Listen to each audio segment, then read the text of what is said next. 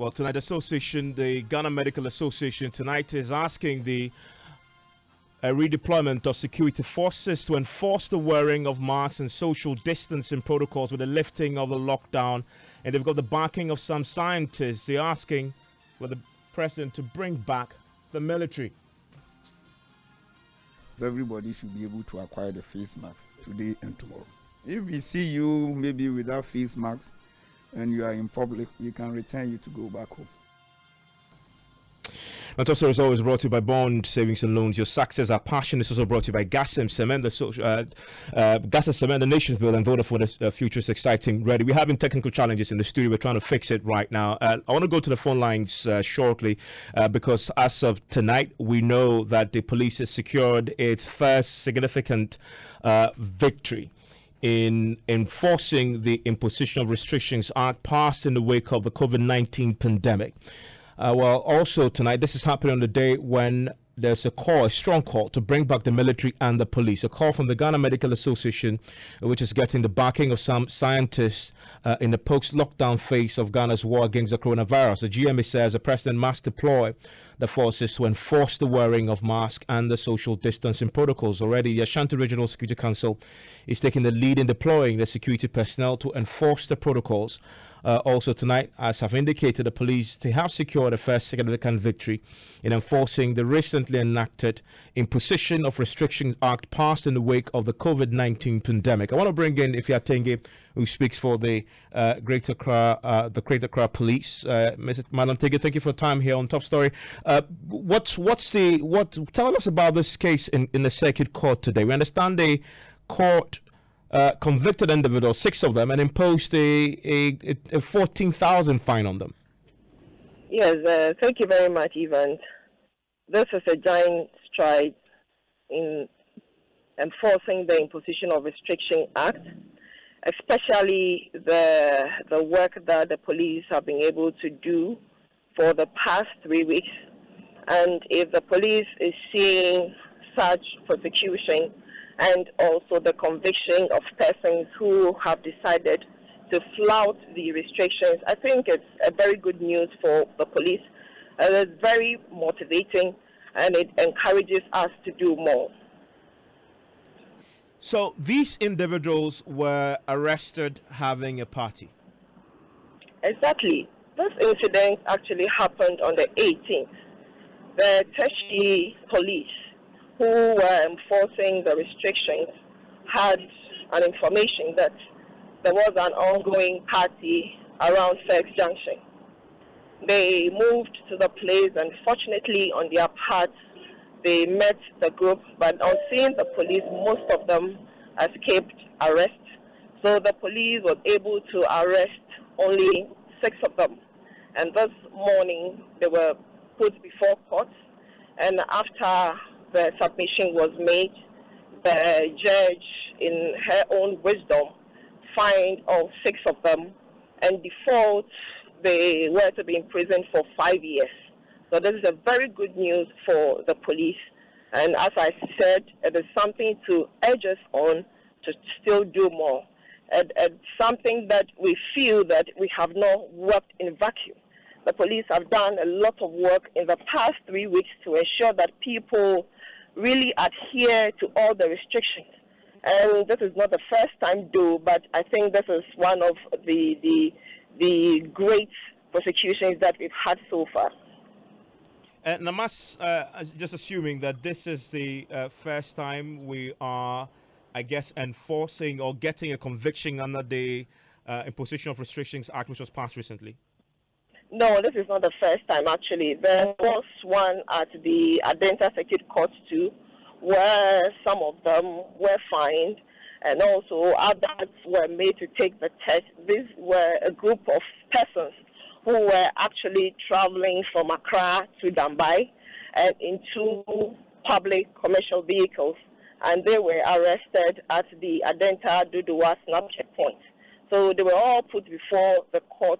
That was the next day, and fortunately on the part of the police, majority of them were fined, and also some were also granted bail.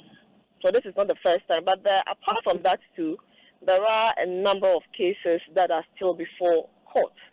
Now that we have entered the fourth week in this operation, we believe that all the cases that we have in our books will continue to have a court hearing, each one of them. Madam Tigger, thank you for your time here on Top Story. Also tonight, there is a push for the police and the military to be brought back onto the streets to enforce social distancing protocols and the wearing of masks in the post-lockdown phase of this war against the COVID-19. We'll hear from the Ghana Medical Association shortly, and scientists who are backing that call as well. They argue that with the lifting of the lockdown, the best measure now is to enforce those protocols just so we could limit the risk brought on by the lifting of the lockdown. In the Ashanti region, though, the Security Council has met, and we understand that they've taken a decision by themselves to put the police on the street to enforce the wearing of a face mask. The regional minister has been telling us that those without face masks will be asked to return home and wear the mask, and they're going to do this also in the marketplaces. Listen to the Ashanti regional minister. Who are misunderstanding or misinterpreting what the president said. What the president said doesn't mean that all the directives have been lifted. No, all the protocols must not be observed. One, you should observe all the protocols. Okay. Washing of hands, the use of sanitizers, social distancing, and he has even now added additional one, which is the use of the face mask to protect ourselves. What we are encouraging everybody to do is to ensure that we observe all these protocols to the letter. Our safety is on our own hands. What the government is doing is to help us keep ourselves safe and protect us. He's trying to protect lives of this country. But the greatest weapon is with us, to observe all the laid down protocols, to ensure that we don't come into contact with the virus. Papa, even though there's now the president wants us to strictly advance. Definitely, we are going to ensure implementation of this directive.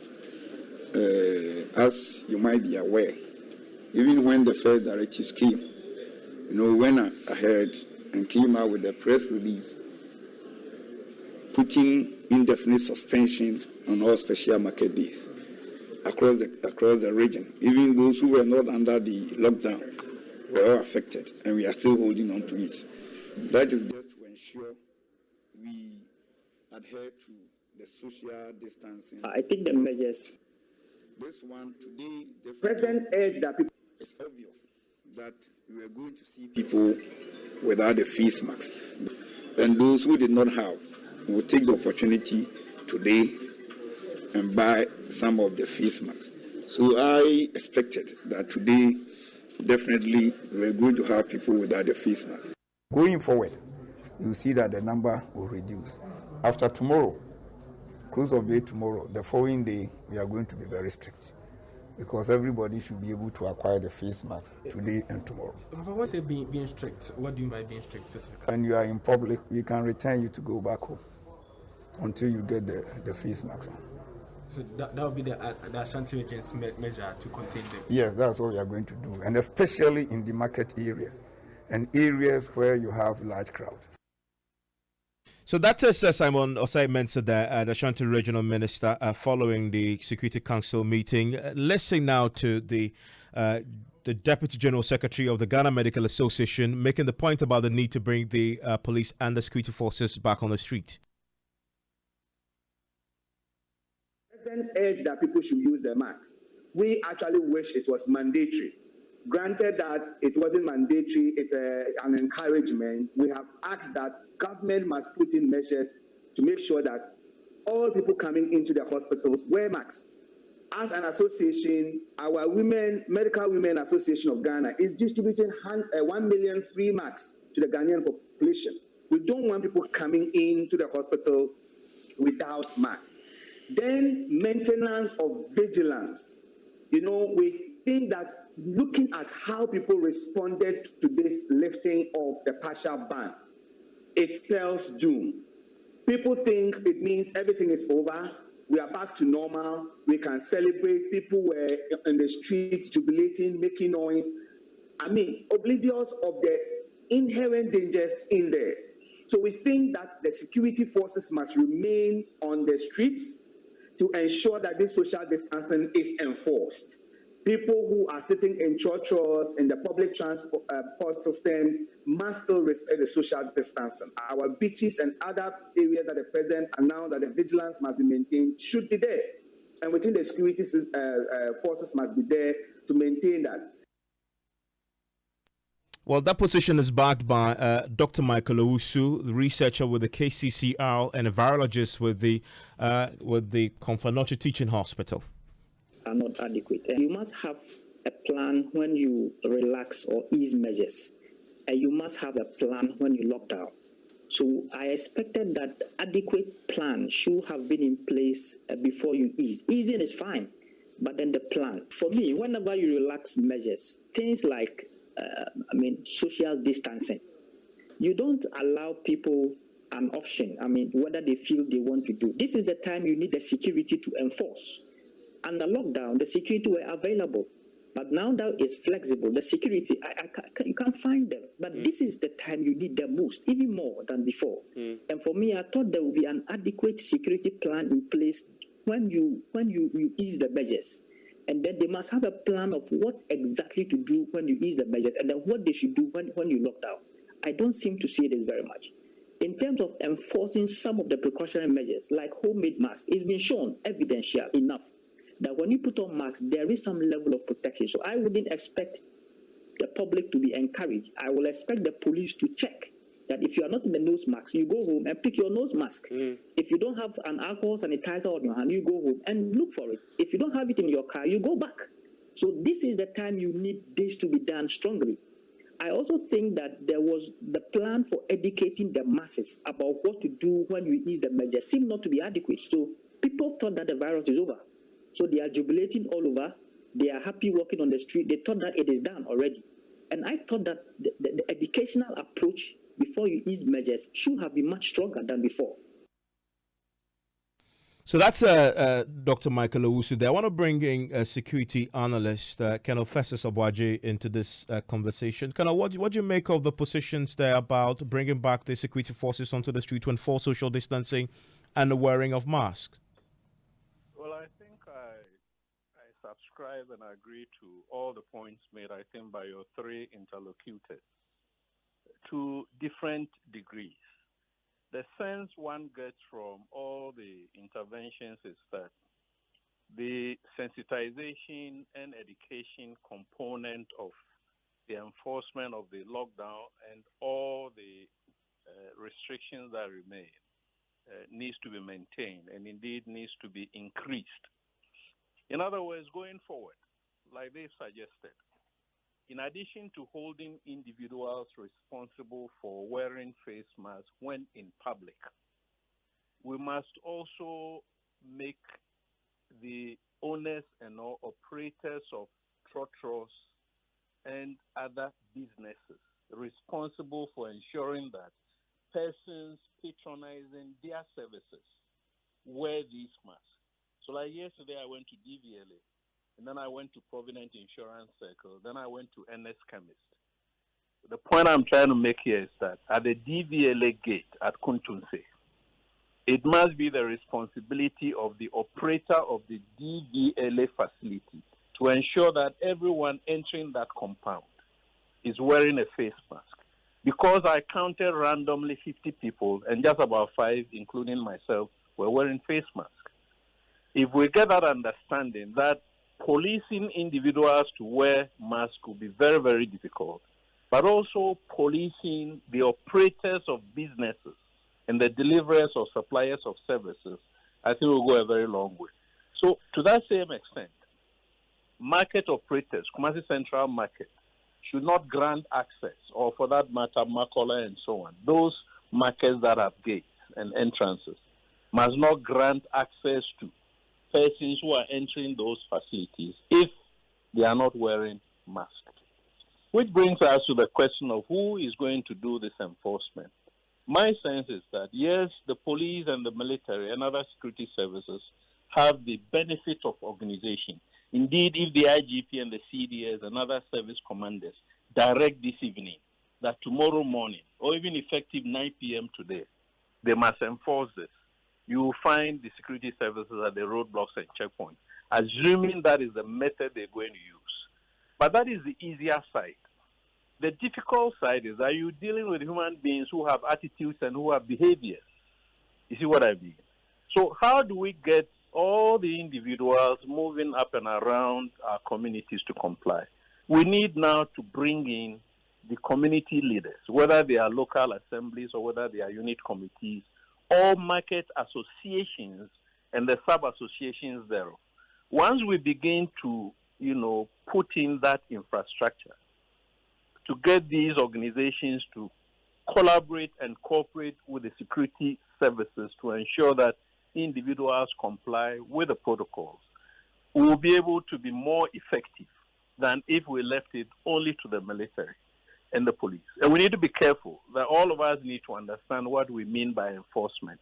You see, the enemy, in military terms, must be killed. That is what the military training is. But here you're looking at a virus that you cannot see with your eyes. And you suspect that the virus may be in the person who is walking around the street. So how do you deal with that individual? Are you going to shoot to kill? So those are the occasions when we found the security forces using different levels of force. Call it aggression, call it whatever, push-ups, sit-ups, that kind of stuff. We need to understand how the security forces must enforce this action. Are they going to say that everybody must return to where they're coming from? And if you found somebody at Circle and you say go home, and the person came from Pokwase, how is that person going to go back to Pokwase? You see what I mean? So we must bring the enforcement closer to the doorsteps. I see the point you're making. There are no easy choices here. What do you make of the Ashanti Regional Initiative? The Security Council there, and we heard the minister talk about it, they are telling people to go back home. I mean, if you're not wearing a face mask. What's your view on that? Is that something that is sustainable? Well, I think it's in order. But with my military background, I've always argued that before laws come into force, there must be sufficient notice to allow those who are going to respond to prepare. So looking for a face mask is not a matter of 1 hour or 2 hours. If you're looking for the local ones, you need to find a tailor or some vendor who is selling it. So allow sufficient time, whether it's 24 hours, 48 hours, 72 hours. But I cannot understand that if the order is given today and tomorrow we expect that everybody must be wearing a face mask, between today, when the order is given, and the end of 72 hours, for instance, there must be concerted education using all means, using radio, using vans, using the sort of things that we'll be using for political party campaigning, if you like. Going around and blaring out the messages that from Friday morning onwards, if you're not wearing face mask, you might not be able to you'll not be allowed to move around in public. It's in order. Again, let's say that, okay, Ashanti region is doing it differently. But this national order cannot be enforced by all regions to the same level.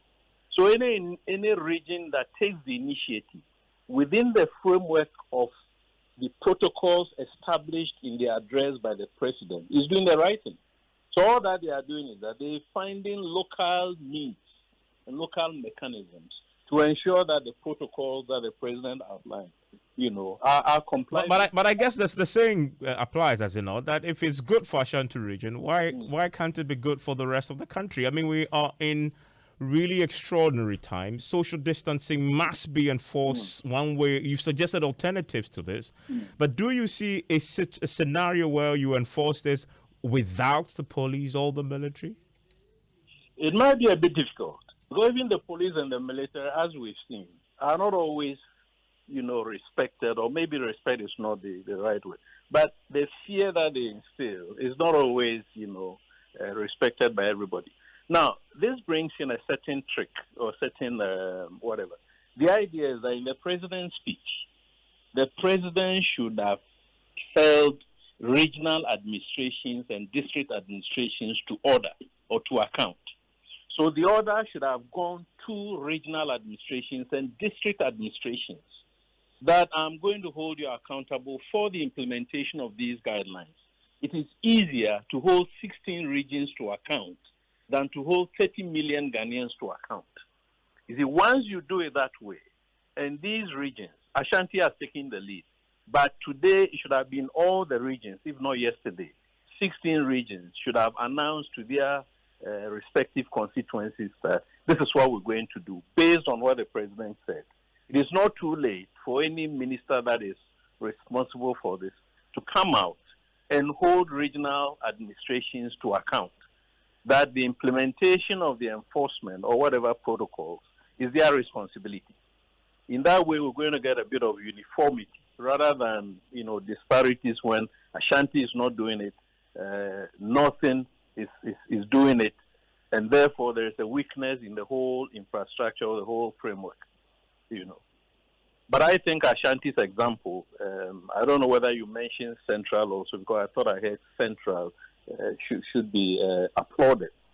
I've suggested elsewhere that we could probably complement these protocols with curfews.